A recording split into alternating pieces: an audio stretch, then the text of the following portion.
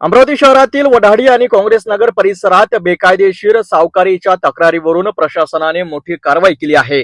10 February रोजी जिल्हा उपनिबंधक कार्यालयाच्या मार्गदर्शनाखाली चांदूर रेल्वे आणि दर्यापूर पथकाने संयुक्तरित्या छापे टाकले.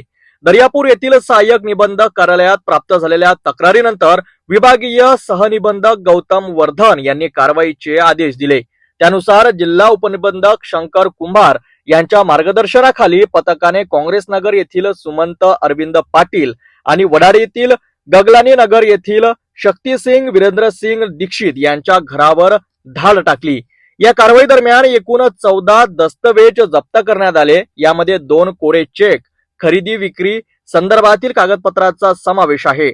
सुमंत पाटील यांच्या घरातून 2 कोरे चेक आणि 10 खरेदी पत्रे जप्त करण्यात आली. तर शक्तीसिंग दीक्षित यांच्या घरातून 2 कोरे चेक आढळून आले.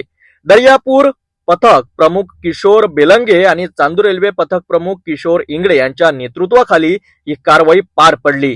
प्रकरणाचा पुढील तपास दर्यापूर सहाय्यक निबंधक सहकारी संस्था कार्यालयाकडून सुरू असून प्रशासनाने बेकायदेशीर सावकारी करणाऱ्यांवर कठोर कारवाईचा इशारा दिलाय.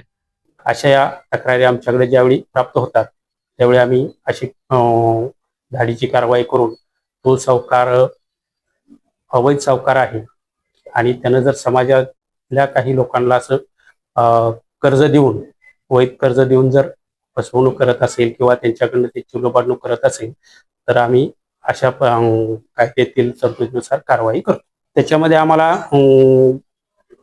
2 कोरे चेक की ज्याच्यावरती कुणाचं नाव नाही, फक्त सही केलेली असे 2 कोरे चेक आणि काही खरेदी खत सापडलेली आहेत. त्या संबंधित व्यक्तीच्या नावचे आणि ज्यांनी करून दिलेलं आहे अशी खरेदी खत सापडलेली आहेत आणि त्याची चौकशी आता आमचे दर्यापूरचे सहाय्यक निबंधक किशोर बलिंगे करत आहेत.